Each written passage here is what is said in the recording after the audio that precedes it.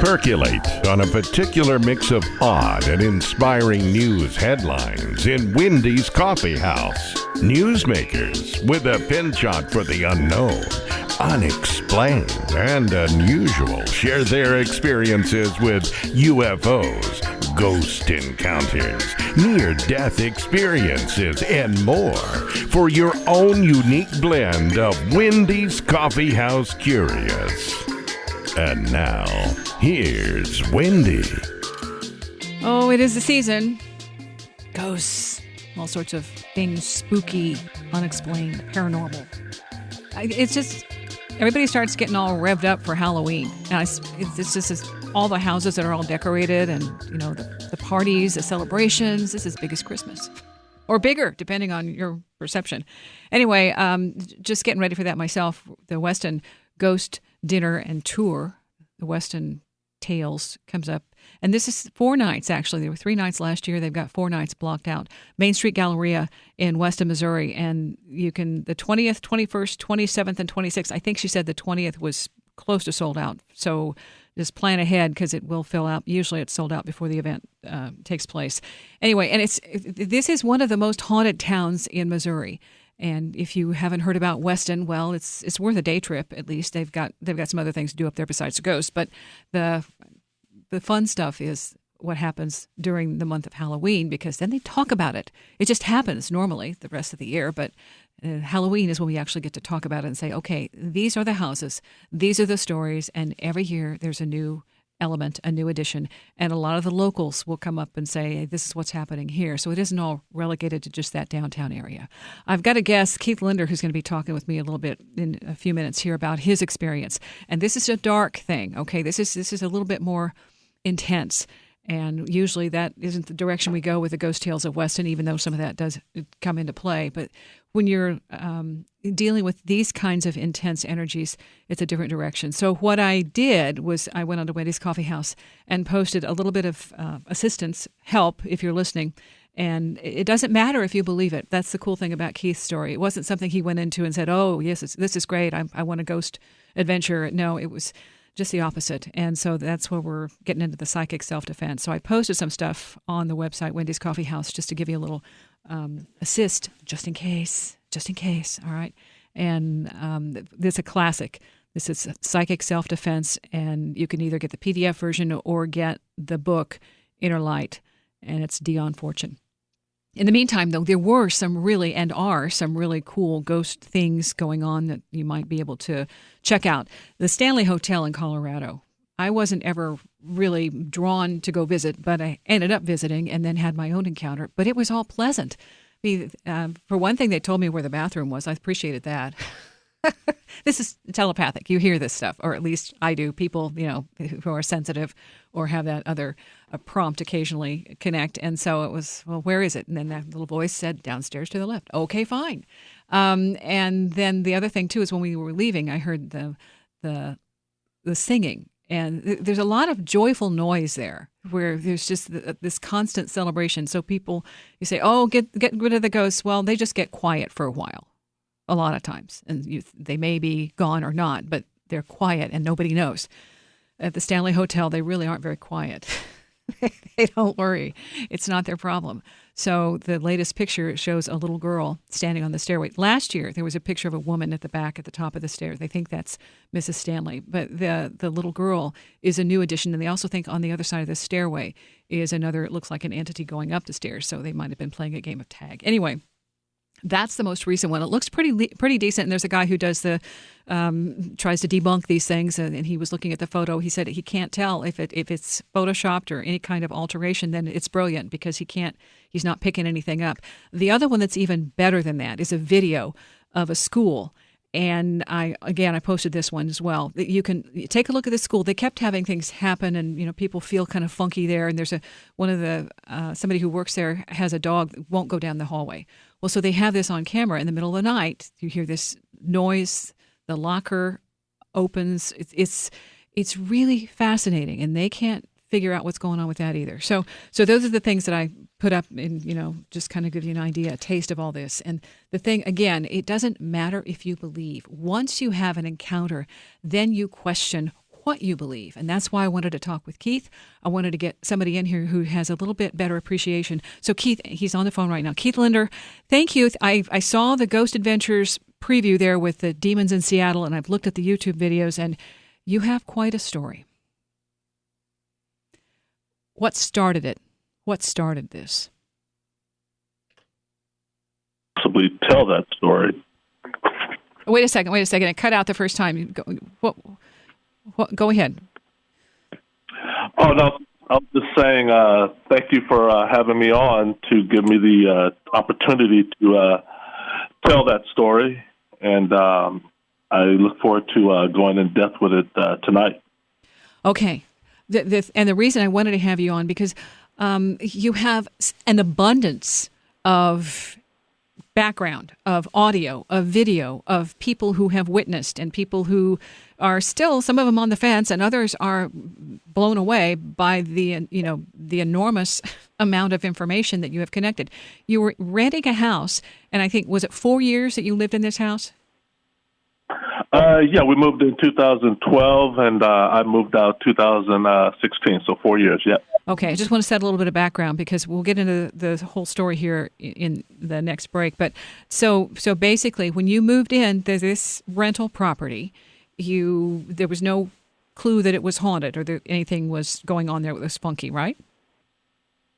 Not haunted in the sense. There was weird things, and just so you know, the first day we moved in, or I guess the first day we got the keys to the house, we heard a kid cough, me and my girlfriend did, while we were sitting on the floor. House is virtually empty.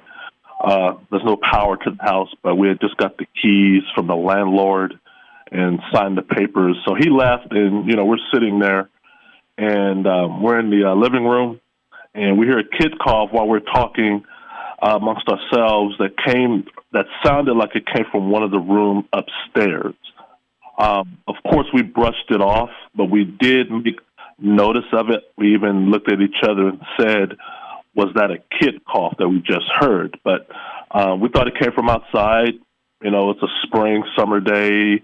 It's about 4 p.m., so we kind of shrugged it off. So naturally, we moved in a few weeks later, and then that's when more weird stuff started happening. Okay, now we're going to get into that a little bit later. So on the line, Keith Linder, my guest, talking about the story that's been captured and titled everywhere as Demons in Seattle.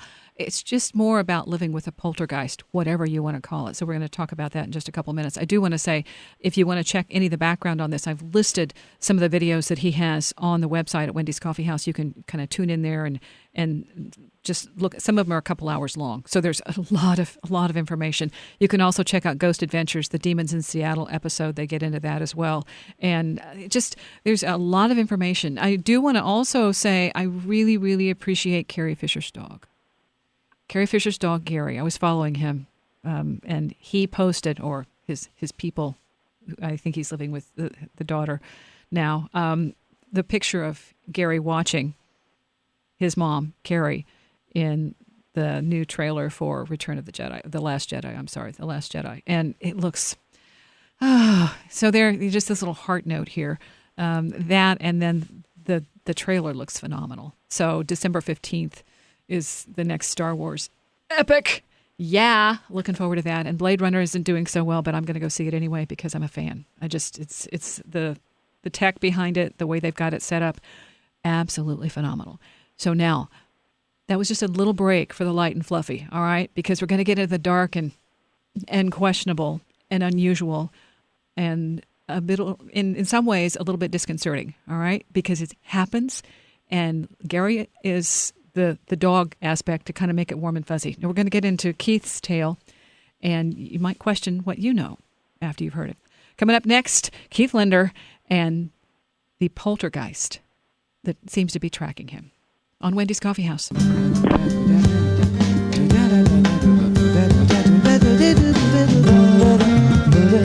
Wendy's Coffee House, KCMO Talk Radio. Thank you for tuning in. I appreciate your time.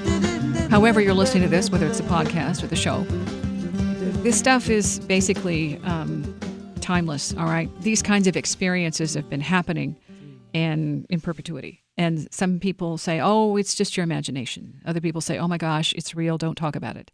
And there's somewhere between that you really do need to address it in some way, shape, or form if you are ever going to use anything like a Ouija board, or if you are ever going to go into a place that is haunted, whether you know it or not, or you're dealing with people who have these experiences. Because in some way, shape, or form, those thoughts are all active and energized, and you are in the company, in the presence of something unexplainable, ephemeral, and very real. So that's why I posted the stuff on the website about preventing and helping to give yourself a little bit of a psychic buffer for psychic self-defense. Keith, when you got into this and it was happening, what was your perspective? The ghost thing. What did you think about that? It caught me off guard because I've always, I guess, had a 50-50 believability about the paranormal or about ghosts. And how me and my girlfriend came to the realization of it being real, you sort of kind of get thrown in. We ignored the kid cough. We ignored the lights going off and on because we thought that could be explained by electrical wiring. But when a plant that was sitting next to our television rose up off the ground vertically and did a 360-degree spin in front of both of us, mind you, and then fall to the floor, all bets are off because then now we're believers. That there's no explanation or rationalization as to why that happened except for the fact that it has to be something of a paranormal nature. So, yeah, we were kind of thrown in. And then once being thrown in, you're shocked. You're shocked and awed. You could never see this coming or never imagine it coming or affecting you. Why you? Why us? You said something about a Ouija board. We never played with the Ouija board. We never, sit in front of a mirror with candles and scream Bloody Mary or whatever. Mm-hmm. And so, yeah, this has happened within a few weeks of us moving into a relatively new home. We're talking about a home that was 8 years old at the time when we moved in. So, yeah, we were very shocked. I was shocked. And it kind of leaves you, two reactions, fight, flee, or what do you do? Yeah. Yeah. Well, and the third one is, am I crazy? That too. And if it wasn't not for my girlfriend sitting next to me, I probably would have thought I was. Mm-hmm. And I probably would have kept it in me and not tell her until I sorted it out mentally within myself, because what people don't really notice is we went through this for 2 years before we went public with it. It was after we were exhausted 2 years of all means that we went public because we feared we would be looked as crazy. This stuff is crazy and people are going to look at you crazy, and we just sort of hushed about it amongst our close friends and family for the first 2 years. But once it got worse, we felt, no, this is something that needs cooler heads or more intellectuals, if you will, on this subject matter. Okay, so you also started looking at the former tenants, trying to track somebody down to see if they had similar experiences. How was that? Yeah, one of the, troubleshooting questionnaires that we were asked by local teams and churches and clergy, and even the landlord himself, is, have you heard or spoken to previous tenants? Because now we're trying to determine root cause and trying to see, did something follow us in, or did we come here and something was already here? So it took about 1.5 years for me to find a previous tenant. And when I found her, I emailed her because I got her mail, her U.S. mail, postal mail, came to my mailbox one day, and I looked her up on Facebook. Mm-hmm. And I was nervous about approaching her, especially about the questions I had to ask her. But I friended her. I emailed her and said, hey, my name is Keith Linder. I believe I live in the house that you used to live in. We're having some weird things. I didn't tell her what the weird things were. I just said, hey, we're just trying to find out some stuff about the house, but we've been seeing and experiencing some weird things. Yeah. And she replied a few weeks later and says, I can't talk about that now. I'm not ready to talk about that house. The house was a living hell for me and my husband and my kids and my family. And I don't feel comfortable right now talking about it, but let me clear it with my husband first, and can I get back in touch with you should I change my mind?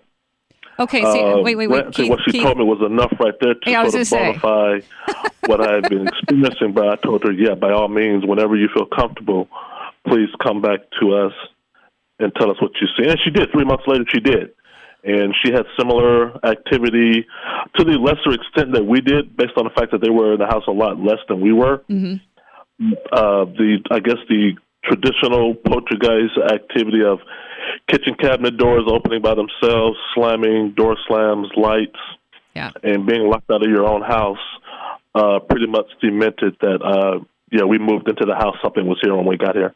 Okay, and that had to be really helpful. At least, thank God, you're not the only one who's having this happen. There is some kind of a precedent, and you're not alone. Yeah, there's not too many silver linings to this story, but that being one of them, because we were worried that, hey, and me and my girlfriend talked about it. Is it you? Is it me? Yeah. Did we trek something in? Has our past finally caught up with us? I mean, you're asking yourself these questions and you don't know, and you're sleeping side by side at night, and we don't know. And people are asking us the same thing. I think it's you guys, or something, or they're kind of weird. They got little weird stuff going on, but you don't know. But then that silver lining of, no, this happened 6 years prior to your arrival, and they lived here in the house 6 years before we got there. 2 other families came after them. We never got in contact with them, so we don't know if they had activity as well. But yeah, there was a sort of silver lining in the fact of, okay, we think we got a starting point. Yeah. And we may be able to ascertain from that starting point as to what's going on. Now, is somebody else living in the house now? Yeah, somebody else, a husband and wife, no kids, no children, bought the house about 6 weeks after I moved out. Oh, so it's sold. It's not a rental. Not a rental, no. The owner, the landlord, after being told by these various paranormal teams, including the guys from the UK, about the activity in the house, seeing the evidence, their advice to him was to leave the house vacant for a period of time. Yeah. But the Pacific Northwest housing market is just booming. Houses sell for less than a week here. I think he wanted to get up under it versus 10 years ago when the house market crashed. So he sold the house relatively fast. I'm not going to say he ignored their suggestions, but the family that moved in, or the husband and wife that moved in now, I have not reached out to them. I really try to avoid the house at all costs, and I don't want to spin the wheel in another person's head of activity being in there. Right. But, another family is in there, or a husband and wife is in there right now. Well, and this story isn't exactly a secret. It's getting out there with a lot of the information, like the Ghost Adventures and the Demons in Seattle. Some of the, just doing a Google search will pick up some of this, if not the address. But that part of it, when it was suggested he keep it clean, my next question for you is, are you still having those experiences, or some of them? Yes and no. When I moved out of the house and moved into my current location where I'm at currently, and keep in mind, before I moved, that was always the number one concern, or one of them, would something follow me? Would I be followed? Of course, I'm praying no. I'm hoping no. But on day 2 of me moving into my new place, there was a water puddle phenomena in my new apartment. I downsized considerably to a 2-bedroom versus the 5-bedroom I had earlier. But, so a water puddle appeared in the kitchen day 2 of the house that was coming from the ceiling. It was drippage from the ceiling. No leak, no crack, no pipe busted. We know this because I called the building maintenance immediately. They respond quickly to stuff like that, being this is a dwelling unit. Yeah. So they come in there with their equipment. Everybody's trying to find the source of the water. There is none. They have little gadgets that they can hold to a wall to find where the water is leaking from or coming from. They cannot find that. Okay, Keith, hold on. That was day two. And that happened in the old house. Keith, we had plenty of water puddle phenomena. Wait a second, Keith. House. I got to put you on hold. We're going to take a break. Got to do the news here real quick and come back. And Keith's going to tell you some more about the water puddle and the other poltergeist activity that goes way beyond that. Next on Wendy's Coffee House.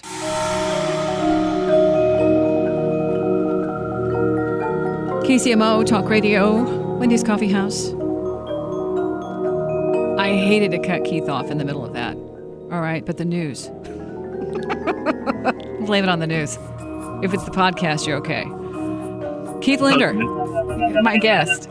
And, we were in the middle of the puddle, and there was no source for this. Okay? So that was the nice welcome to your new residence. Yeah, and that was like the, then I'm worried, okay, is this going to start all over again? Because I've seen worse things than puddles. Luckily, that was the worst to come. The only thing I'm experiencing now is the bed shakes and the poking and the prodding while sleeping. That has been going on for 2.5, maybe 3 years by now. But I was not surprised that would continue when I moved here because I travel on business and I've had sheets and covers yanked off me while sleeping in both houses, the old and in the current house. The bed rail shake, the headboards, and they jab at you in your rib cage. They let to tuck your feet, your shin, your ankles. I would like to say it's lessened compared to the old house, but it comes in periods. It spikes. Yeah. Some nights are worse than others. I would probably say that's the only remnant from the old house. No fires, no Bibles burning, no crosses catching fire, nothing being thrown, no levitation. Every now and then there's a little bit of you sit an object down over here and turn around and it's over there. That happens a little bit over here at the new place. Okay. Then the thing was, you guys even you reached out to an exorcist or the church, the Catholic Church, I guess, in Seattle. And what was the response? The Seattle Church, because we live right outside Seattle. The Seattle Church referred us to our local Bothell parish, the Catholic Church here. Response was slow at first. People really felt that it was too good to be true, and these are people that are in the, I guess, quote-unquote business of responding to emergencies like this. Right. But I think we get them so much information and so much experience that they thought it was a hoax because, we calling them and objects are flying while we're on the phone, or an ironing board is sliding across the room, or a plant's hitting a wall, and we're trying to get somebody in here ASAP. So they kind of bounce you around a little bit, and then finally, I guess after 4, 5, 6 months later, they think, well, it must be something going on. He's still calling us. So, we work with several priests in the local area, and they did the cleansing. You start off with the blessing. Yeah. The priest came and blessed the house. Then there was a cleanse, if you will. Communion was performed. And then, and I guess the Episcopal priest performed a house exorcism the summer of 2015. And that will quiet the house for a day or a week or two. I will say things do get quiet when those are performed. I don't know if it's the ceremony or the spirits just know to wait it out. But when they when they be active again or go active again, they resume where they left off. It's really abrupt. It picks up. Yeah, it picks up. Tossing an armoire across the room is very abrupt when they come back. Yeah, and see, that's the thing. The thing, you have such an enormous amount of highly active, incidents. These are, it's like everything but the kitchen sink with this. And that's why I thought, okay, this is one that really, it sets a tone for what can happen when you get into these situations. And not only do you have to do what was a year and a half when you were trying to track down one of the former residents to find out if they had any experiences, and then 3 months to hear from them. And at the same time, this has happening pretty much on a regular basis. That gets frustrating for somebody who's going through that. And I do know I've talked to people who've lived in these situations, and it's like there's nowhere to go. And then you have to keep going to work, and you haven't slept all night, and something keeps bugging you, and you don't have nowhere to turn. Did you try the shamanic element? Anybody from the Native American community, or anybody, a different approach? Did any of that have any effect? Yeah, we bought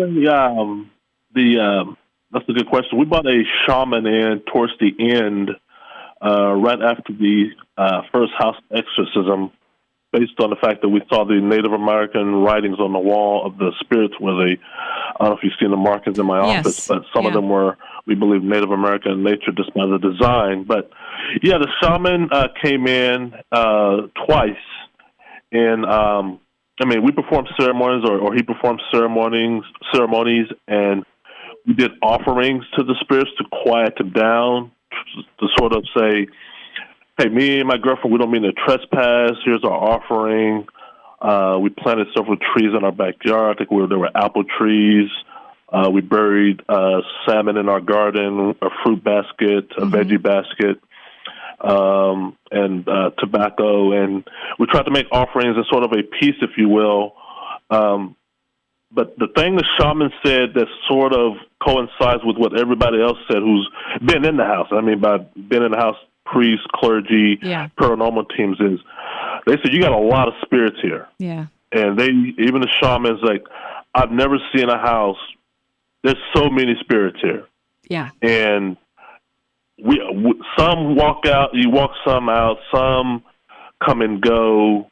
And he said, generally, a case like this, a house this active, infested with poltergeist activity, that's been infested for so long, mind you, it's going to attract other entities here. It's like a grand central station. Yeah. And that explains some of the frequency and the intensity of your activity. So it's kind of hard to do battle when you got so many you're trying to do battle with, because they're all over the place. And everybody said that not knowing what the other person's prognosis was. So that was kind of interesting, but it sort of made sense to me and Tina, because the stuff we see happening all around us. You're right. The stuff that we experience daily wore on us. You're sleep deprived. And that in itself is fuel for the spirit. They love it when you're sleep deprived. We're edgy. We're agitated. You wake up grouchy, accusatory toward each other. Hey, did you sage last night? Oh, I forgot. Well, why did you forget? Spirits love that stuff. Yeah. They love to hide the sage stick and get you arguing amongst yourselves about who was supposed to sage last night or who forgot. They love that. Well, it's fuel. It's fuel. It's that thought. It's that agitation, that emotion that says, oh, yeah, the pour gas on that. Sure, keep going. Oh, yeah, definitely. Okay, so, and there's another article about this, Living with a Poltergeist, in Supernatural Magazine. I put a link to that on the website, too, with Wendy's Coffee House. And that's what I wanted to do. I wanted to give people, because you and I are talking, and anybody listening doesn't have the full benefit of the background that I think is so well laid out of the people who, and we're going to have to take a break in a minute, of the people who investigated. Who do you think gave you the best advice, the best insight on that? We're gonna take a break and come back, because you had a lot of people go through here, and of the videos that you have posted and all of the evidence, the ammo that you were able to glean from this. Who do you think gave you the best analysis, and something you could work with aside from saying, okay, maybe you need to leave that? All right, we're going to come back with that. Again, my guest is Keith Linder, and we're talking about, if you've seen it on the Ghost Adventures series, Demons in Seattle is what they've titled it. Living with a Poltergeist, I just mentioned that in Supernatural Magazine. But Keith Linder, and talking about living with a poltergeist. This is just, for some people, it's a fiction. But for people who live it, it's like, please just get over that and tell me what I can do. All right, coming up next on Wendy's Coffee House.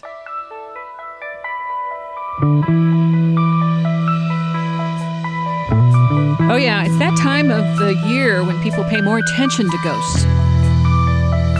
And that's really kind of deceptive, because ghosts are around 24/7. They don't have to be in a specific haunted house. They don't even have to be in a place that has a lot of activity. They're part of what we experience in our reality. Some people see them, some people don't. It really is one of those things where if it doesn't relate to you, then it's really, who cares? But when you do encounter it, when you do experience it, and you would like to get away from it, take a break And it doesn't help to say, well, I don't believe it, and it goes away. No, it just continues kind of in your face of, well, so how much do you not believe it? And how much will it take to get you to change your mind? So that's kind of what's going on with Keith Linder in the story, because when he went into this house, doing the background on this, as a neophyte, somebody who was, as he said, 50-50, yeah, maybe, maybe not, and then all of a sudden, in your face, front and center, get a load of this, was what happened with the experience with this poltergeist. And as we just before the break, he was talking about, there were so many entities, energies, in and out, ghosts, that it was hard to deny this.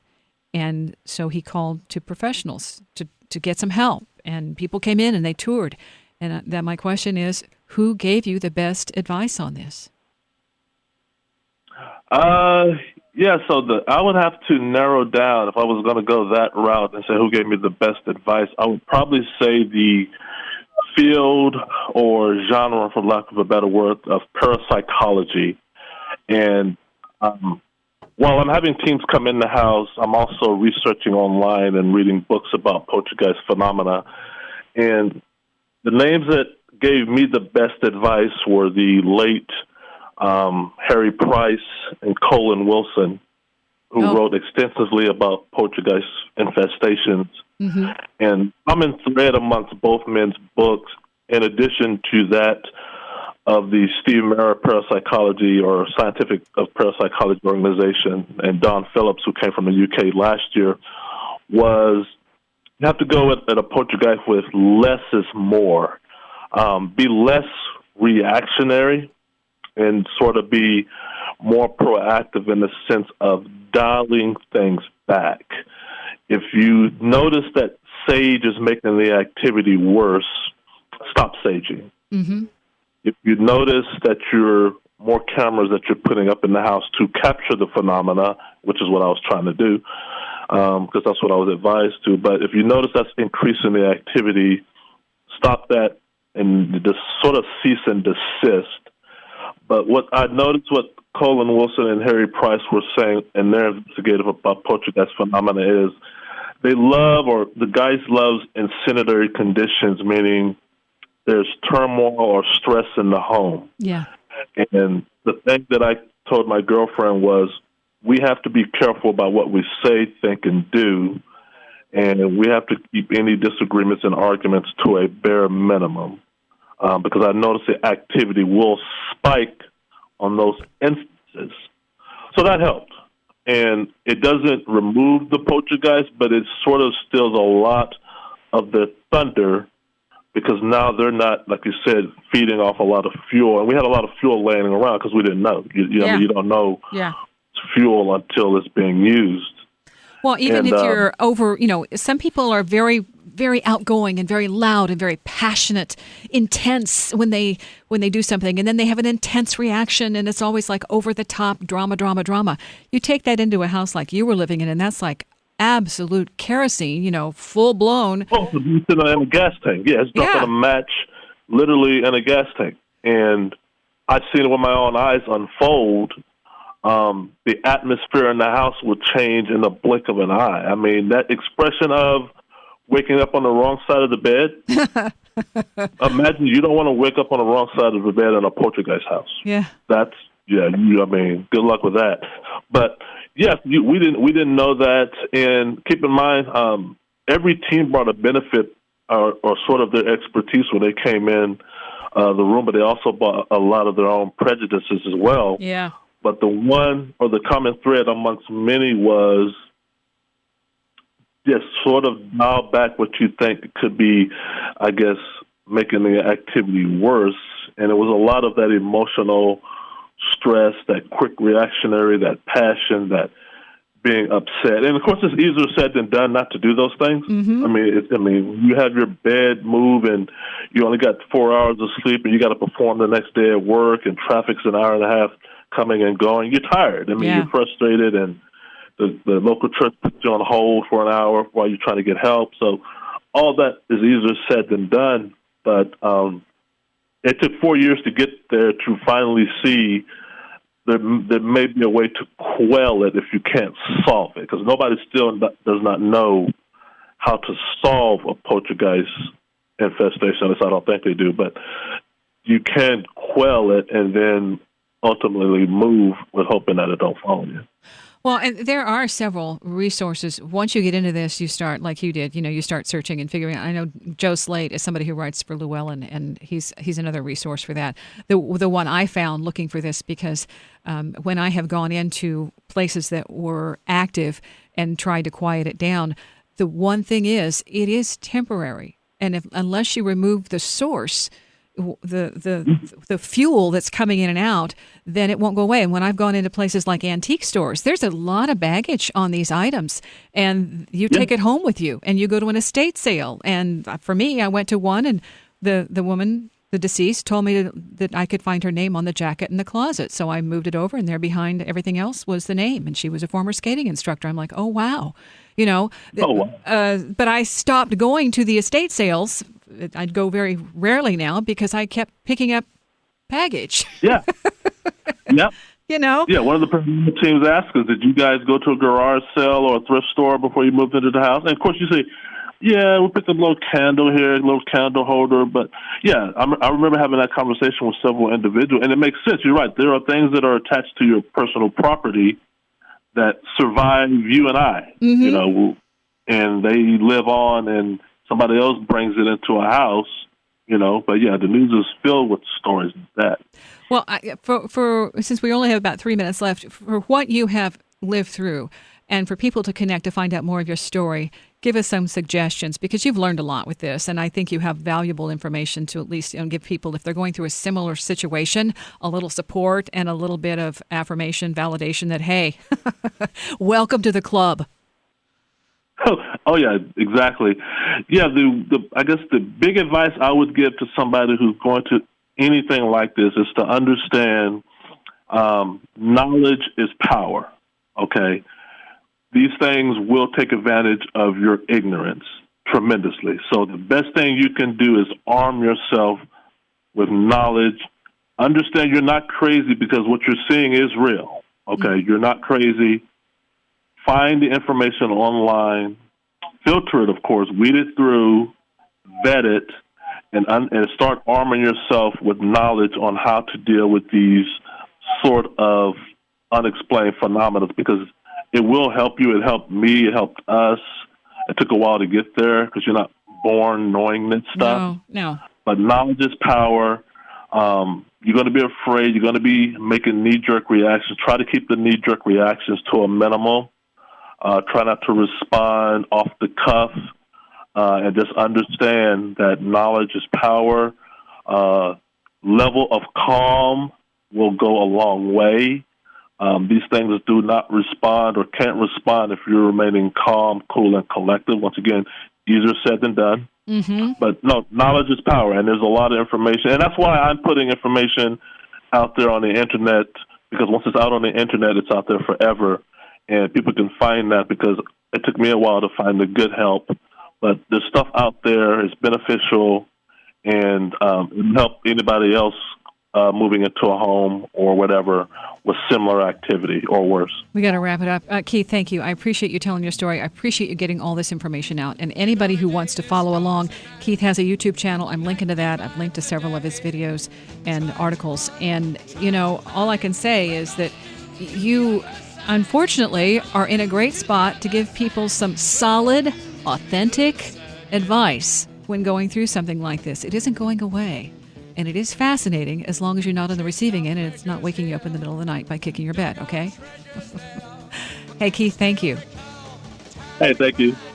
All right, Keith Linder, my guest. And again, you can look that up on the Wendy's Coffee House website. Ghost Adventures, Demons in Seattle is the story for that, and there's a whole lot more. But remember, those thoughts are powerful.